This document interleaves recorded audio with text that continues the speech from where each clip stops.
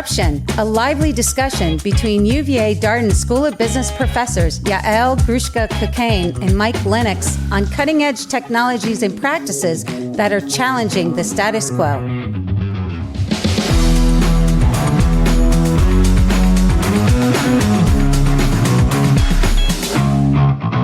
Hello, Yael. How are you doing today? I'm great, Mike. How are you doing? Good. How's your summertime been? What's your favorite summertime activity? Ooh, heading north, something with cool weather. I will be traveling extensively to cooler climates. And what do you do in the cooler climates? Is it skiing? No, not that cold. I'm going up north, going to Scandinavia for a while. Then I'm going to go to Michigan for a while. Anything north of 46, basically, where I can have less humidity and I can jog in the middle of the day. That's really my goal. A place where I can run during the day. Yeah. I like the heat. I like going out to the beach and being able to enjoy the hot weather. So. Yeah, the beach is nice, but for me, it's just the comfort of the day to day. But I have a fun topic for us today. I think a fun topic. Okay. It will take us down memory lane. It will be a little bit of a back to the future, kind of skip to the future kind of conversation. I'm intrigued. Like many of our disruptions, things were imagined long time ago in movies and sci-fi. But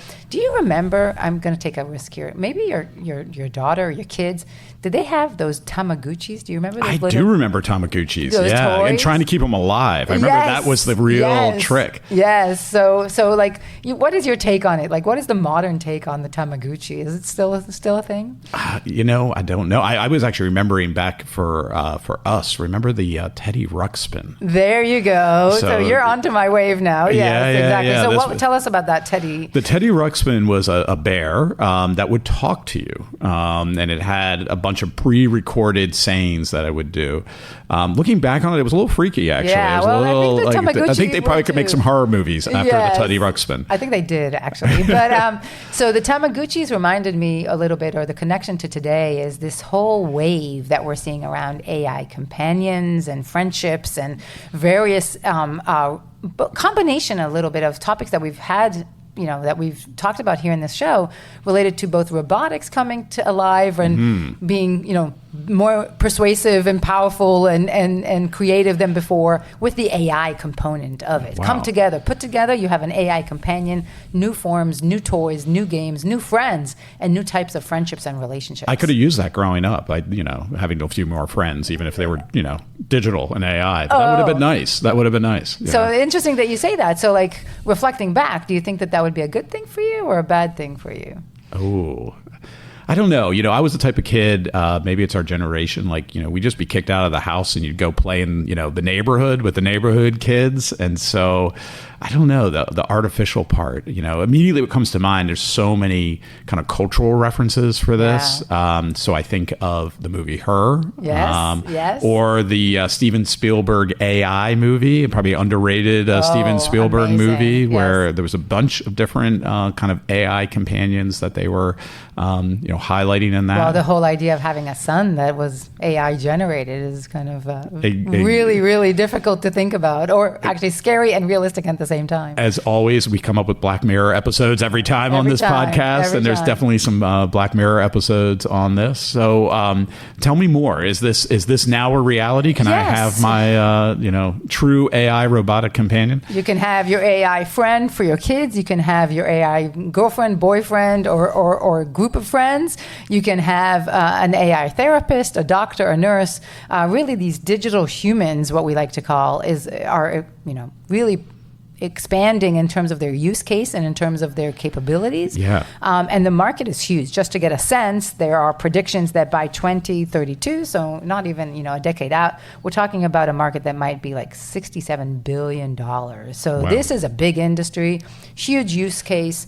And what's so interesting to me is that when you think about it from our business school kind of perspective, I think the functionality that we are seeing these digital humans perform are replacing jobs, or could potentially be replacing jobs and relationships that we never thought technology would replace. When we think about digital or regular disruption, we typically think about different kinds of jobs that are being automated or taken away. Here we're talking about very highly trained individuals, jobs that we think about more on one-on-one by very emotionally available individuals. So this could be like doctors then? Doctors, nurses, therapists. Right.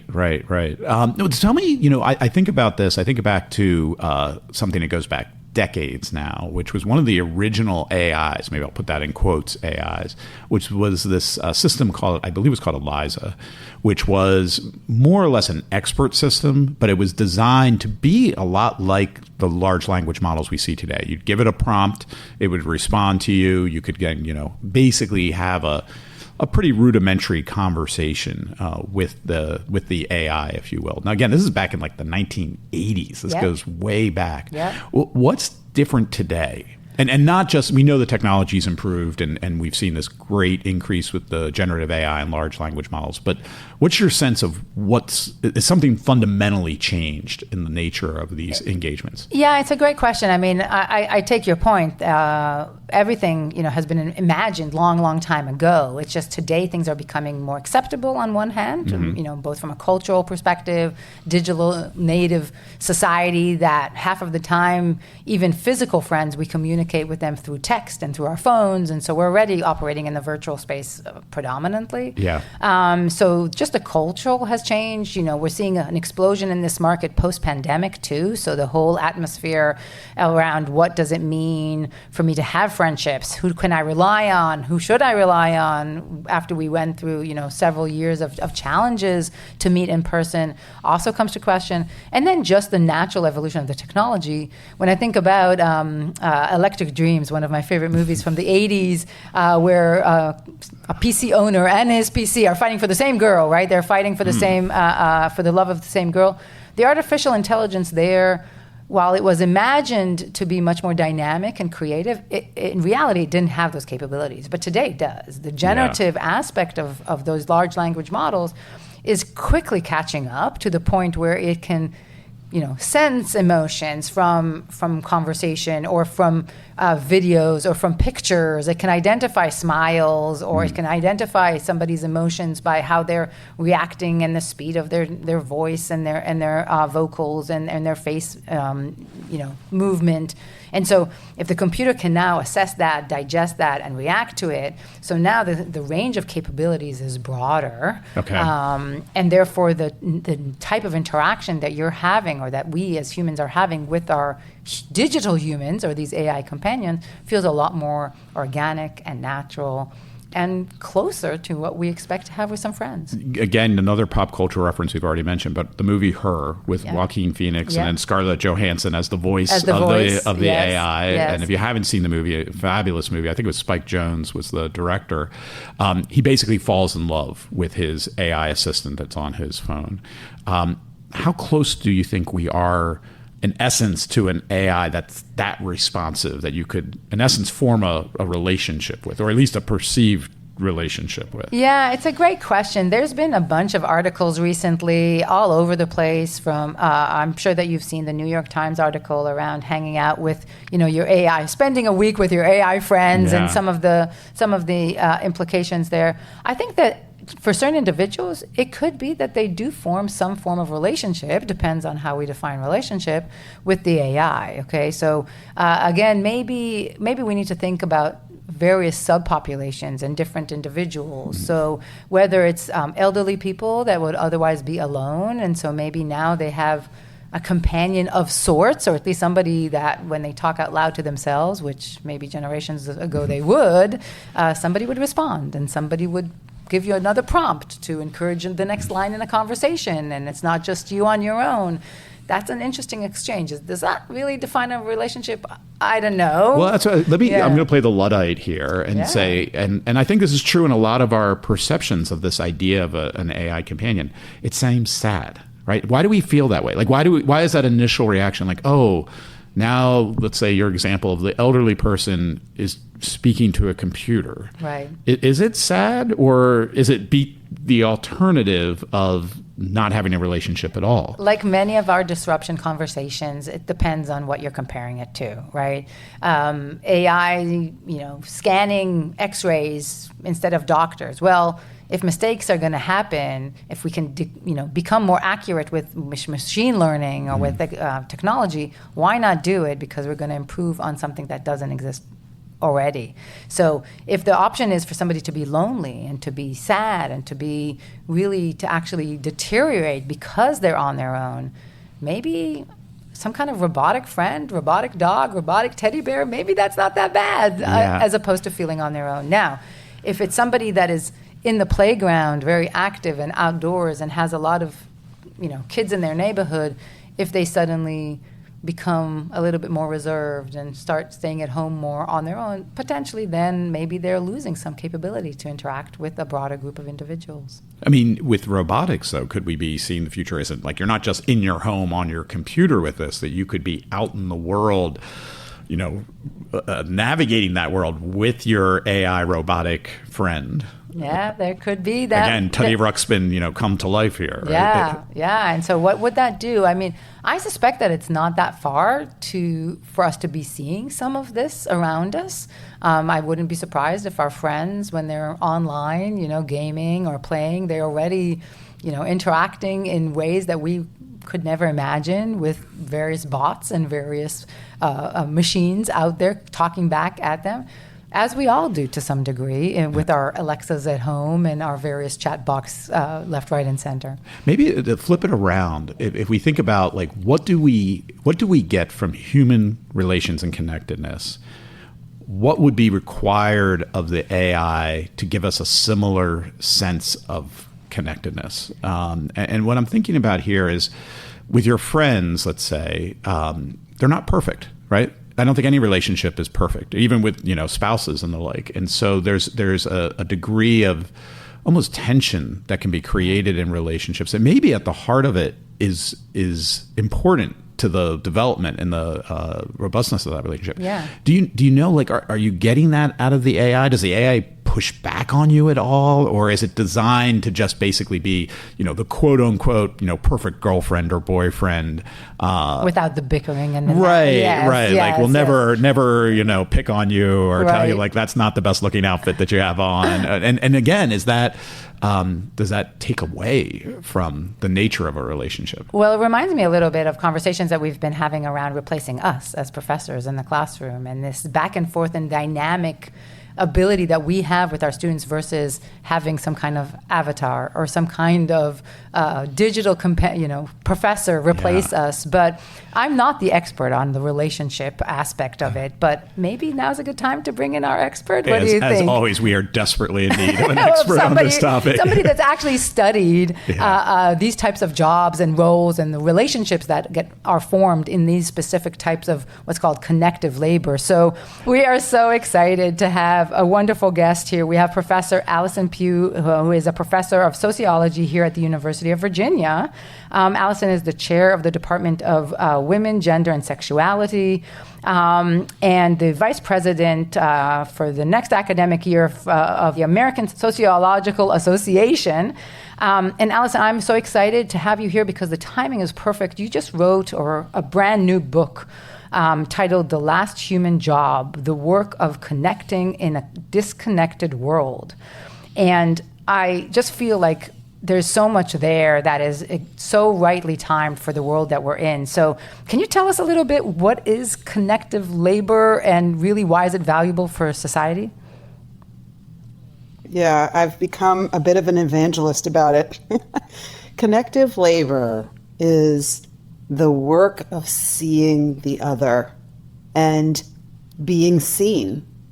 And it underlies all kinds of professions from, say, therapy is the most obvious one, but also you can imagine teaching, certainly PhD advising, you could primary care physicians, counselors of all kinds, lawyers, high-end sales, management, anywhere where, humans motivate each other by reflecting, by being seen, by seeing the other and being seen. And that is a very powerful kind of thing that we do for each other and that underlies valuable outcomes all across the economy.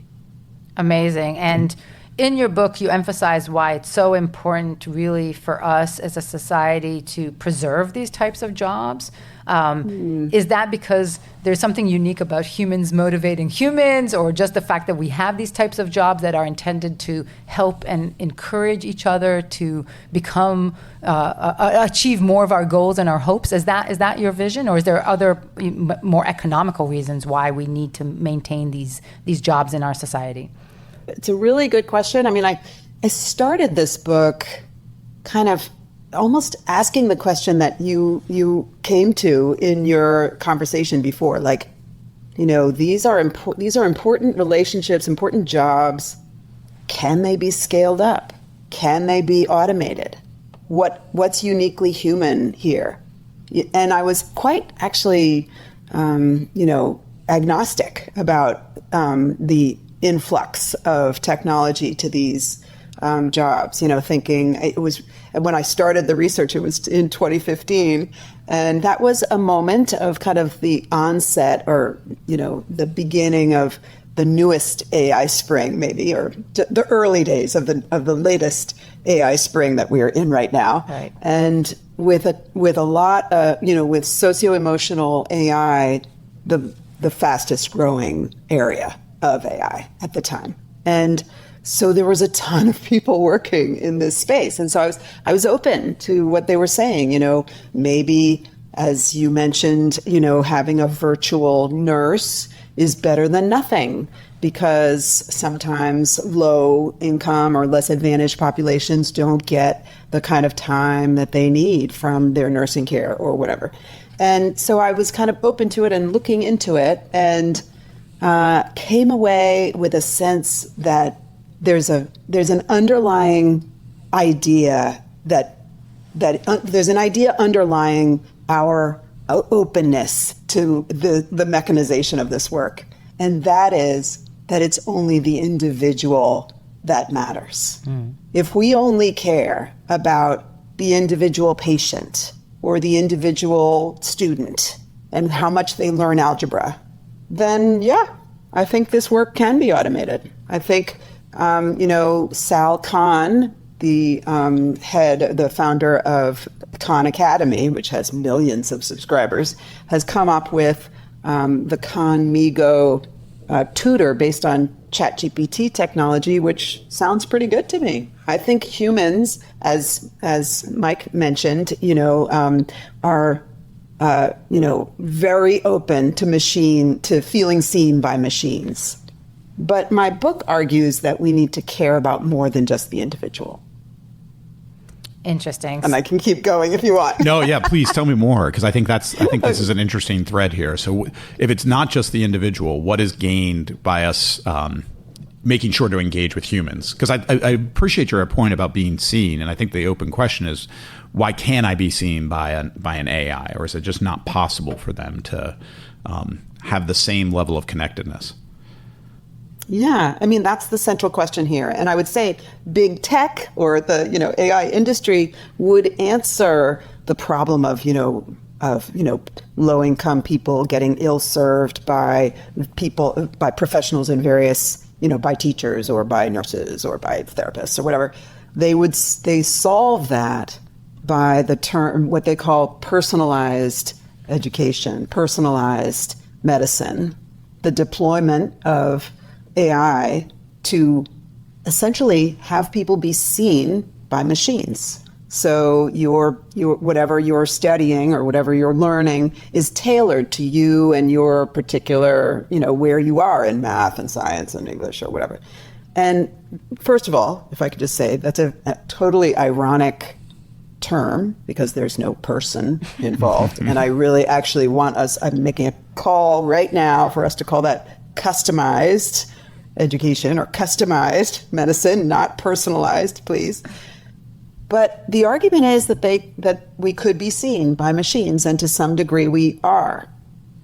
But that's only when we value the individual. And what I found in my research since 2015, talking to scores of practitioners who do this work in lots of different fields, as well as some students and patients and clients and et cetera who are on the receiving end, is that what happens in this work is that it is two-way.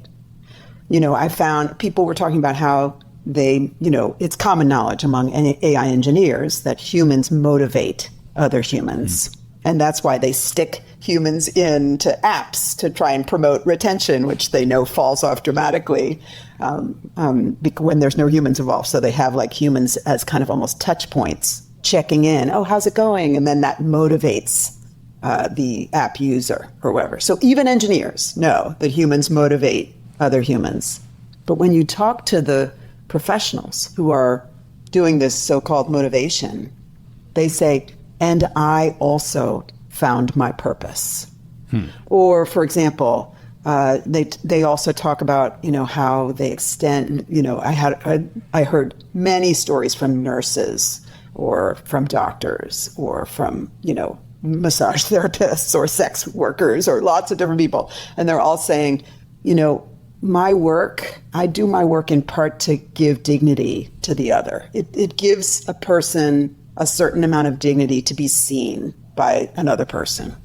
But then in that work, they also find their own humanity. And it's this kind of two-way there's other gains also. I won't go down the whole list, and also don't just take my word for it. The, soft skills, mushy sociologist, there's also like, this is actually an area gaining steam in neurology.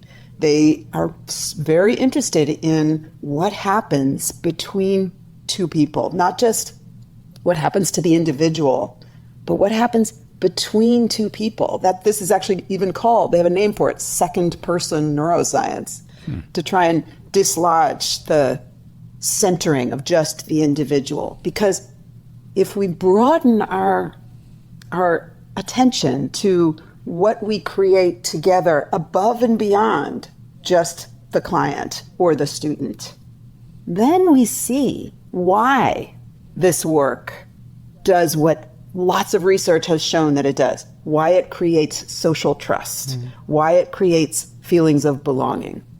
And I think it shows us why we're facing a depersonalization crisis now, why we feel so disconnected. I get this idea of kind of, I'll use my own language, but almost kind of co-creation that happens when you're engaging with a human. Yeah, for me, it's less transactional, more relational. So like we're doing this, like, why are we a professor? We're just not providing a service, we're also getting something in return. Right. And I think about someone who, I grew up in the Northeast, and, it's a different cultural vibe there than here in the South, where I've lived now almost half my life. And one of them that always sticks out is the conversation at the checkout line, right? Like, you don't do that in the Northeast. It's just very transactional. Here in the South, you strike up a conversation, you talk to the person, and that can get lost, obviously, if it becomes just this purely transactional interaction.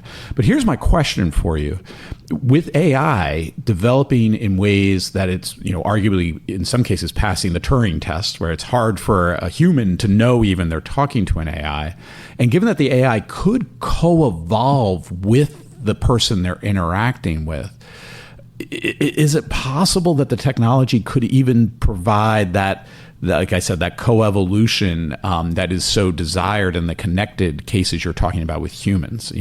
Are we underestimating the technology, if you will, that it couldn't evolve to that level of interactivity you're talking about? That's an interesting question. I guess I want to say no and yes. Okay. The first part, the first thing I would say is, on some level, it's utterly impossible. It's kind of definitionally impossible, because the point, again, is it's not just about whether the person feels seen. It's about what's created between the two people when they are interacting.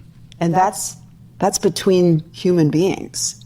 So when you're talking about, can an AI just co-evolve so that the person, I'm not sure what you're kind of saying they are doing when they're co-evolving. Like, are they feeling seen also?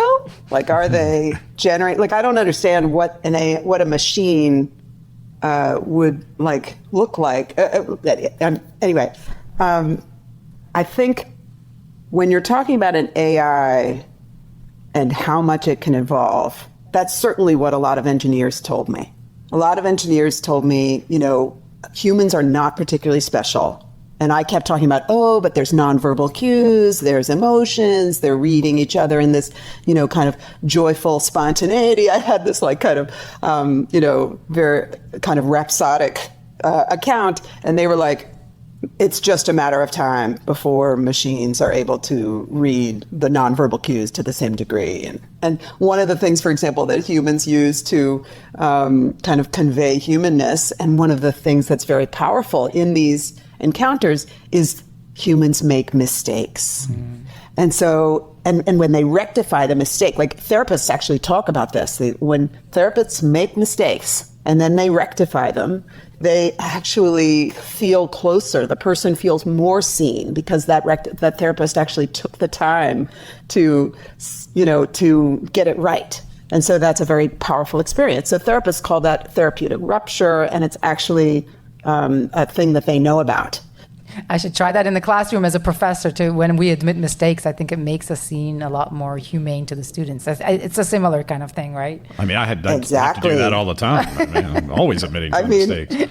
You're exactly right. And actually, I found teachers saying the same thing, like that they felt closer after I definitely talked to teachers who said the same thing. But now engineers are like, they're starting to build AI agents that are making mistakes. And they're doing that to try and make kind of the bonds between the humans and the AI closer. So on that level, engineers and you, Mike, are right. Like, there's nothing special. But at the same time, I'm actually talking about the thing that's created between two humans. So there is no mechanizing that, because then it's not between two humans. Right. So that's the problem. And so what I'm starting to understand from you, and this is kind of deep philosophically, I'm a management science person, so this for me is fun to challenge myself to think about this. What you're saying is that really what we're talking about is value that we get on both sides of this relationship. So it's not just about a therapist helping the patient go through a tough time. The therapist itself gets value from being in that relationship, and the patient gets value because they know that that's how the therapist feels. So it's we create these little ecosystems, these duos, if you will, that really benefit from both being there in the same time. And it's not just a one-sided providing the service, but it's the labor for the job itself gives satisfaction to so many people in so many different ways, and that is going to always remain, and it cannot be replaced by a machine. That's exactly the point. I mean, that's exactly what I'm saying, and it's been found not just, as I say, not just by the sociologist or even the neurologist, but also by a ton of different scholars have found benefits that accrue to both. And those benefits are, social and about, kind of feelings of belongingness and social trust, as I say, but also biological. So there's been great research showing that, the doctor-patient relationship actually has more impact on kind of cardiac outcomes, more impact than your daily aspirin, for example, which is, a robust finding that everyone knows already. And then you realize, the social impact of these relationships actually has more of an impact, or conversely, like loneliness, as you may have heard, causes more, bad outcomes akin to, I think they say 10 cigarettes a day or something like that. Wow. So, but what about these extreme cases, like helping autistic kids both practice social interaction, but also get some companionship? Like, are there edge cases, or are there use cases, or are there different pockets of the population? We talked about elderly care previously. Are there certain aspects or places where you think the adoption will give room to the benefits as opposed to, and overcome those how should I say this? We will be willing to compromise and give away that relational part in order to get some of the benefits for these other populations that are underserved. Do you see that do you think that will still happen? I do see those edge cases. For example, there's a lot of interesting work with regard to dementia patients, who are really can be difficult for their human caregivers who have to repeat things, and so that was actually kind of an early population that was seeing a lot of kind of socio-emotional AI activity. Also, there's people. You mentioned the elderly, and also the new technology serving autistic kids, as you mentioned. So these are all kind of definitely, kind of, I can get behind those, I would say. But I worry about how these edge cases are kind of lead-ins for convincing us or getting us used to these technologies writ large.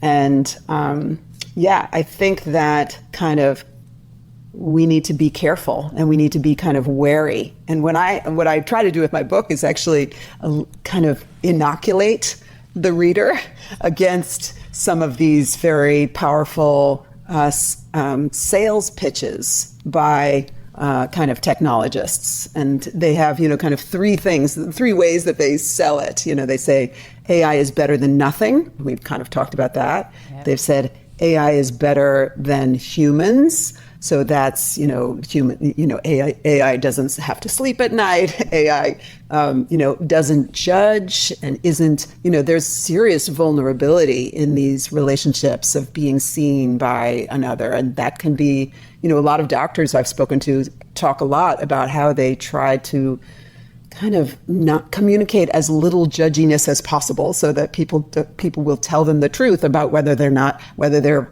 eating a good diet or, getting any exercise or whatever, so managing judgment and shame is a really tricky thing when you're talking about another human. And that's a real benefit of AI. People see it as a benefit of AI. So that's something that's a kind of sales pitch that part of the sales pitch that technologists use to try and get AI more widely accepted is that, it's judgment free. Now I would hope that you and your listeners would realize that there is judgment in AI. There is bias. There is, kind of, we know that with all sorts of cases, like, for instance, AI used in sentencing will, repeat kind of recidivism bias about, sentencing Black men more, giving them more strict and difficult sentences than white women, for example, or whatever, because of prior biases that the AI is learning from. So we know that AI judges,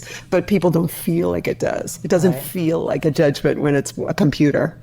And then the third one is that AI is better together. And that is also a little bit of a fallacy because it's like, AI is going to free us up to have more meaningful work. We've all heard that. Yeah. And to your point, like, some shame is not a bad thing. Like, we need people to feel shame so that they can understand right and wrong, or we need people to, get some critique sometime to improve or to do things better. Like, I think that, to your point there, that's those struggles around dealing with dementia, a patient, that's one way that we keep motivated to try and solve it and come up with a medical solution. So I think that I can see your point. Can I put another argument, though? We've talked about this in other technologies, and it's going to be an economic argument, which is, and I think at the heart of this could be an inequality argument here, which is, if we all agree that the AI friend is not as good as a real friend, right? Or the AI doctor is not as good as a real doctor or therapist, whatever, service or connection we're talking about here. If they are that much cheaper, they're inexpensive compared to paying to see a therapist, we run the risk of a bifurcation. And I've made this argument for higher education, that there will be a market for that rich connectiveness you get with a human teacher in the classroom. But man, at $10,000 for a degree, there's going to be some people who opt for the lesser but cheaper option. In the same way, you might buy a less expensive car that's not as good as a high-performing whatever vehicle. Do you worry about that at all? That yes, we all agree that I want to have that high price therapist who's human, but for some people that's just not available to them, and so they're going to choose on their own to take the lesser but less expensive option here? And if so, then how do we push back on that? I think that is such a good question. I think that's actually the question of our time. Because, I mean, I write in our book, we are hurtling towards a future of the stratification of human contact. We are embracing, we are racing towards this future of human contact being a luxury. And you can actually see some of it today, where what we've had is not yet the full automation of, I don't know, good primary care or something for the less advantaged, but the way we organize this work, it really degrades the connective labor that less advantaged people get. And when it's degraded, it really invites the better than nothing language. But to your point, I actually want to push back slightly on your framing, because you kind of said, well, people will choose this, low cost option because that's what they can afford. And, how do you kind of handle that? And I actually think it's a choice we're all making to set it up this way. And we need to kind of attend to the discrepancies and the kind of vast inequities in the connective labor that people are getting, the teaching that people are getting, the difference between the private clinic and the community clinic or whatever. These inequalities feed the automation for low-income people, until what's really scary, actually, what keeps me up at night, is that what we're going to have is kind of artisanal, personal care for the affluent, and provided by these low-income, or less advantaged people, who will then receive their connective labor from a bot. Mm-hmm. And that is appalling and very difficult. Well, and it's interesting, and it's already happening. I was going to say, it's interesting to, if you look at some of the data on things like divorce rates, any number of indicators of maybe difficulty in relationships, there's now increasingly correlation with income. And so wealthier people with higher educations are finding themselves less having these types of social outcomes, and maybe technology is already contributing to that, that we're seeing. Well, Allison, you taught us so much. I really appreciate your time. We appreciate your time. It's really concerning, but also inspiring to think about these types of jobs and interactions in a much deeper way, in a more thoughtful manner, to solve the right problems. So we don't solve the low-hanging fruit with technology, but we think more broadly to maybe kind of address some problems upscale or upstream, I would say, to provide the right kind of relationships to everybody, and not only those who can afford it. Thank you for your time and for the book and for sharing your knowledge with us. It was a pleasure to host you here. Thank you, Allison. Thanks so much for the opportunity. So, Mike, do you think you're going to buy your children a Moxie? Maybe your kids are too old for this right now. But my kids are like in their 20s. I know. So maybe I don't want to talk about their digital companions in their 20s. But do you think we're going to see a lot of Moxies? Those robot toys being sold this year for Christmas? Yeah, I mean, I think this is fascinating, and I've said on this podcast before that technology always wins, and that's not always a good thing, right? And I think that's what we have to debate here: is this a good disruption, a bad disruption, or potentially no disruption? I do think we're going to see proliferation of these technologies. We already are, so it's hard for me to envision a future where they don't proliferate and become more sophisticated and provide a certain degree of connectedness. But I'm convinced by Allison and others that it's not the same. And one of the things that I was thinking about as we were discussing with Allison some of the challenges, I've begun to think that, what is the distinction between humans and AI? And this is kind of technocratic, not surprising given my engineering background, but AI executes on the objective function that we give it. Right. And humans can choose their objective function. And they can change. And exactly. Yeah. I'm not willing to believe the neuroscientists that say everything is programmed in my brain. I believe in the notion of free choice and will. And what really struck me about when we were talking about the connectedness piece is this idea that when you might form a relationship, like think about how a friendship might emerge. It might emerge out of something at first rather transactional, right? Like it might just be an interaction in whatever domain in life you have. But then something changes and you actually change and you want to be around that person for other reasons. And in essence, again, my technical way of thinking about it, you've changed your objective function for the nature of that relationship. That really resonates with me as what is distinctly human, that these AI companions aren't going to really be able to do that. They're probably going to be given some code that says, unfortunately, in some of these cases, maximize the time you're talking to the person so we can sell them more ads. Or extract the most data. Or extract the most data. And that is just not the same as how a relationship, a true relationship forms. And I think about so many relationships I have in my life that, again, maybe it started transactional, but over time it evolved into something quite distinctive. And I don't think AI will ever be able to do it. It will mimic it. It will maybe mimic that idea, but it won't truly be that notion of connectedness. Well, it's definitely fascinating to think about in the world where, again, our kids and we, even us, interact so much online with our physical friends. Yeah. Does it matter that we've seen them physically, that we spend time with people outside of the machines to make those interactions in the digital arena more satisfying? If you take that away and you have friends that are just virtual, how long can those relationships last? Yeah. It would be a question. And maybe another whole side conversation, which we don't have time to tackle now, but might be related to this, is just the acceptance of even something like social media and what we know it does and doesn't do to kids or to society, and how we are all changing a little bit our tune and our belief around it. Maybe that will affect some of the success of these future generations of AI companions in terms of the appetite that we all have for them. So let's start with whether it's not a disruption. And I'll just put out there, I've of course just said technology always wins, but do you think this is a bubble, like that we'll play with these technologies, but they'll fall quickly to the wayside when we realize like the AI companion is not the companion you think they are? Or is this going to persist? Is this going to be something we will see 10 years, 20 years from now? So maybe a bit of a cop-out, not surprising, because I tend to do this often, but I think it is a disruption. I just think that it might be more narrow, meaning there will be pockets of the economy, pockets of the labor market, pockets where we will see it will disrupt, and it will replace other humans or that are currently doing jobs.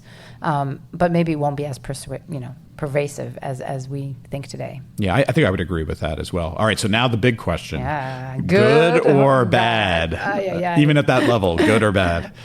Definitely it feels bad at the foothills of that conversation that we had. I really kind of I think both of us are more emotional today than we've ever been in a conversation. So it feels maybe there are a lot of negatives that as a society we will have to face as a result. Maybe the AI companions themselves bring some benefit to the individual learner, the individual patient, and so on. So I can see some goodness there, some support for people who don't have support, some immediate resolution for some stuff that we don't have a society a solution for.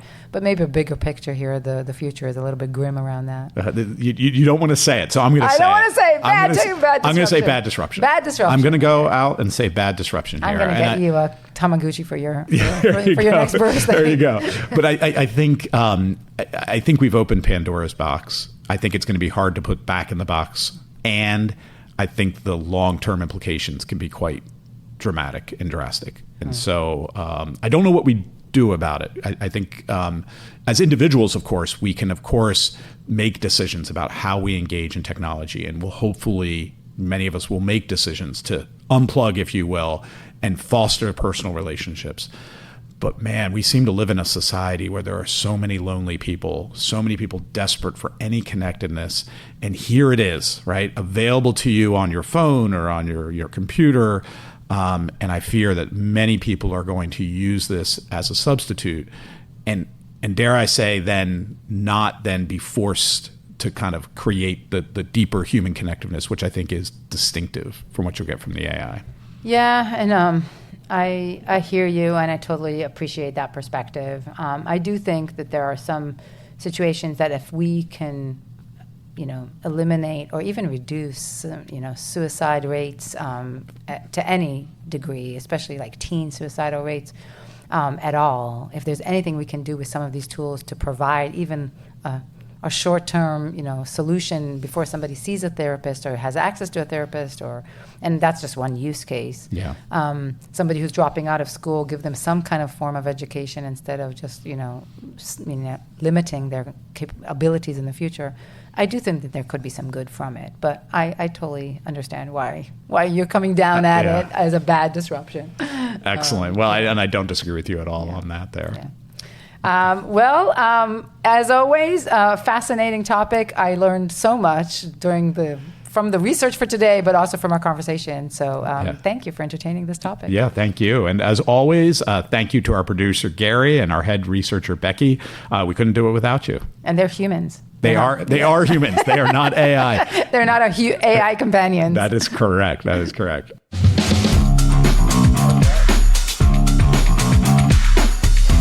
Good Disruption is a podcast from the University of Virginia Darden School of Business.